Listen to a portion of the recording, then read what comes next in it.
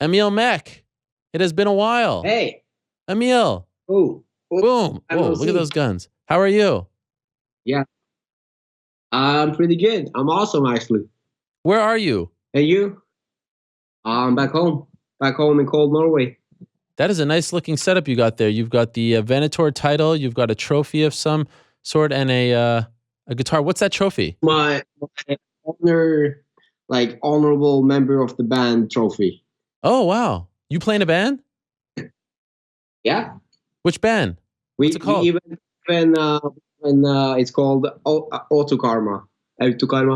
And we even played, we just recorded our new song to make it as an entrance for my next fight. Oh, wow. Okay. Cool. And what's your role in the band? I play guitar and I scream. Okay. And I have a beard. Yeah. Well, you certainly look the part. Okay. So then let's not beat around the bush.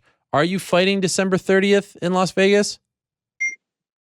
If I get the visa in order, then definitely yes, for sure. And yeah, that's basically what I can tell you. So you don't know. So here we are, a little over a month away. You're not sure if you're fighting in a month in Las Vegas or not. Sounds about right, yeah. Is it 50-50, 60-40, 70-30? Where would you put it right now, the chances of you fighting? I have no idea. Like, I did everything the UFC lawyers told me to do. And right now they just told me to wait. And like, the funny thing is, like, the second I got out of the embassy in Norway and in Oslo, then they told me that this is a typical case where it could take up to 6 months to get the visa. And I looked up Usman on Instagram and told him, like, hey, he goes out and tells everybody that he wants to fight everyone, anywhere, anytime, right? And he and I texted him, like, hey, it looks like I got visa issues here. If you want to fight me, then we should move the fight to a different country. We can fight in Canada December 16th. And what he told me is, like, hey, sorry to hear about that, but all my people, all my guys had already bought tickets for Vegas, and this is 2 months, like almost 2 months in advance. How many? I'm asking you, like, how many guys do you really think bought tickets to Vegas 2 months in advance, and that's the reason that he doesn't want to fight me? I think he's just looking for a way out.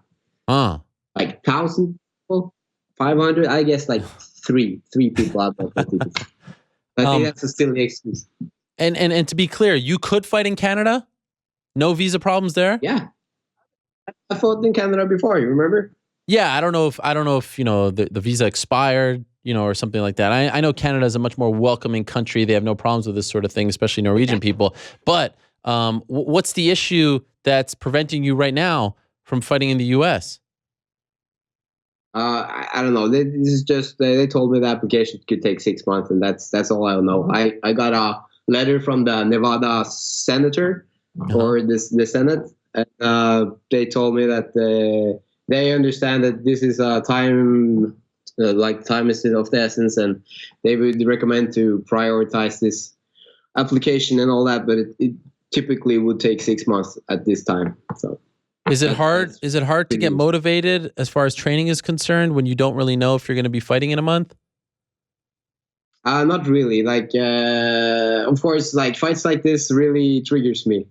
I might be some kind of damaged goods or something, but if I don't get the really top killers, the toughest guys, I don't really get triggered as much as I used to. And this is one of the fights that really woke me up again, like the Polaris fight, the Jordan Mean fight. Those are the kind of fights that I really strives to do. And Usman is one of them. I got in my bedroom, I got like a poster with number 11 on because he was ranked number 11 when I got the fight, and that's what I wake up to and go to bed to every night. And so that's of course that's something I want to do. And if I don't get it, then I'm sure the UFC will put me up with equal opponents, since they like this fight. To me, makes a lot of sense. When you say you're damaged goods, what do you mean by that? We fight in a cage, and it's like everything you do. If you do it a lot of times, then it, like the attraction to it will go away just a little bit and a little bit. like or the thrill of it. Like the first time you drive a car in 100 miles an hour, and then you're like screaming, and then like the second time, it's okay, it's still screaming. It's not as much, but and then the third time, I've done this twice before. I know it's gonna be okay, and the third time, and the fourth time, and the fifth time, and this is my 13th. I think it's like a 13th of no, this is my like 19th fight if I count my amateur fights. So the thrill, like you want a new challenge. You want to try. It's not just fun for me to fight whoever. I want to fight the very best guys. Right. Did you ask to fight Usman, or did the UFC offer this fight to you?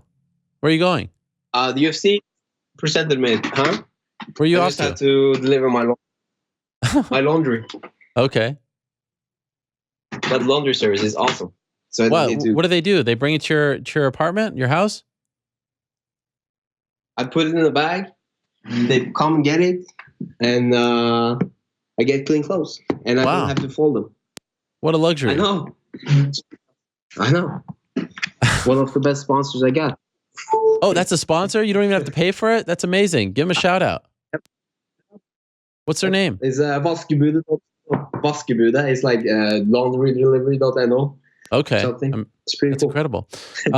So Usman has been saying that no one wants to fight him. They call you, and you said yes right away. You had no reservations. I go just like, whoa! Oh my God! Nah. That was incredible. You have a lot of female followers on your show. Absolutely, tons, more than male. How you got working on it even more? And if you take that button off, like the top one, then now you're set. We'll be killing. I don't know. I'm a little bit bashful. But wow, you're what a physique!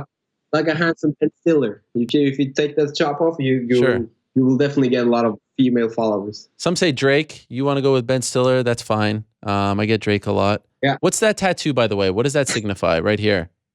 It's just my star sign, Leo. Like. Okay. Yeah. What's this one on your bicep? Is that one new? It's not new. It's just like a pair of MMA gloves. Okay. Pretty cool.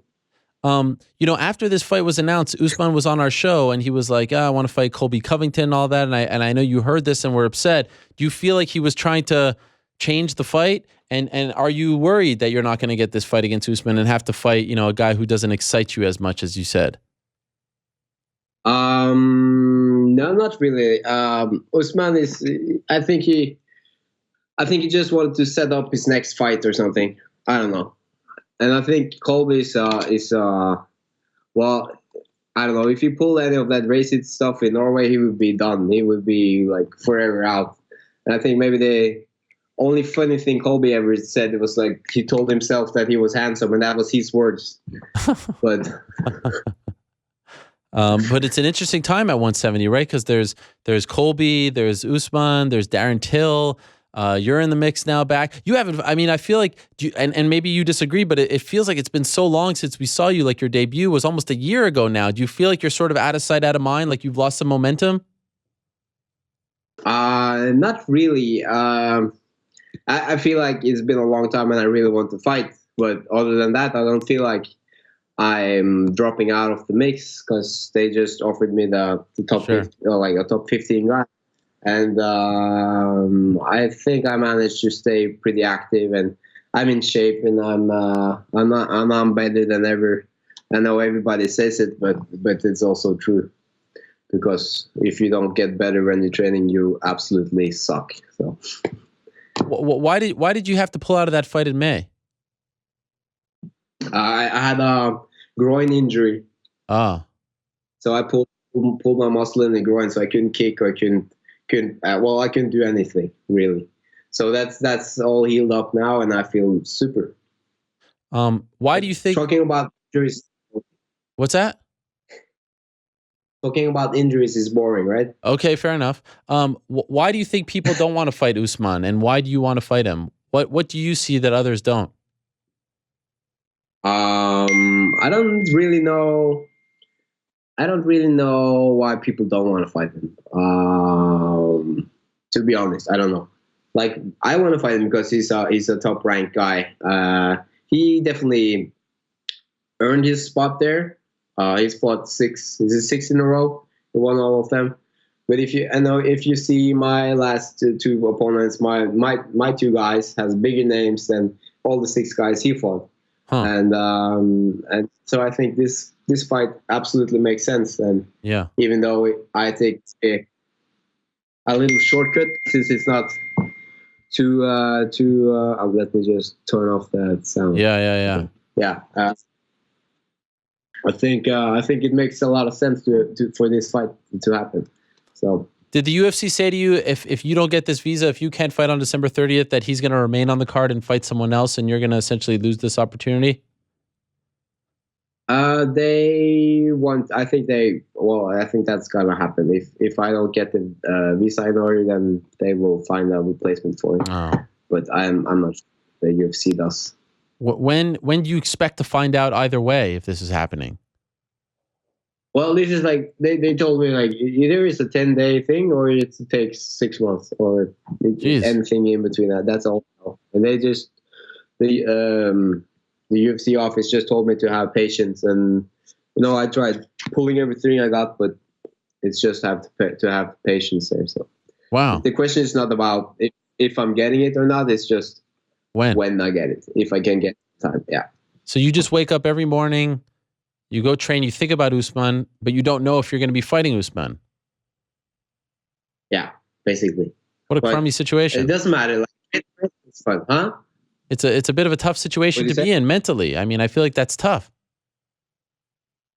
Nah, not like it doesn't really bother me that much. It's okay. I might be lying. I might be lying. Yes, but it bothers me. But I have to accept the fact that I need to train. I need to stay in shape. And if I don't fight Usman, then I'm gonna fight someone else.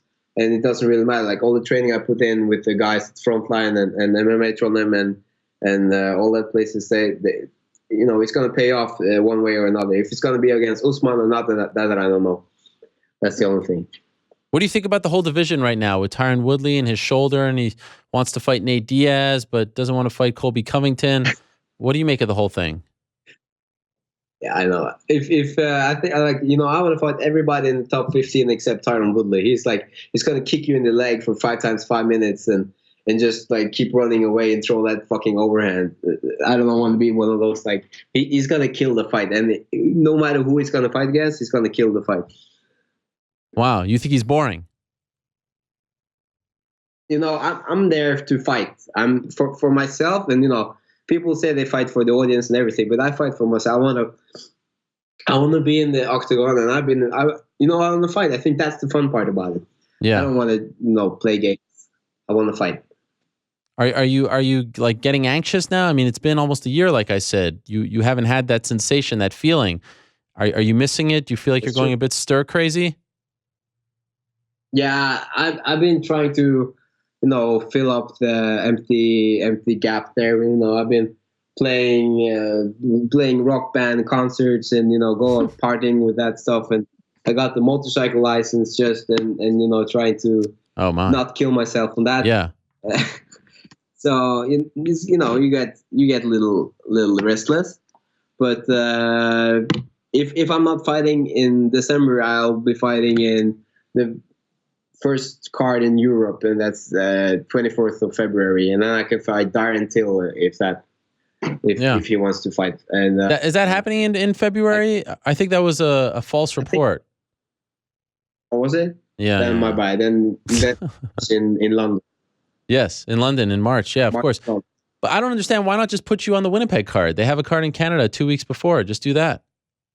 Yeah, I asked about that, and if any of the welterweights fight, I think it's like 6 welterweight fights there. Yeah. And if any of those falls out, then I'll be ready for sure. Okay. So for now, you just sit around and wait. I don't sit so much around, but I wait. Yes. And I hope to get a phone call or an email from the embassy.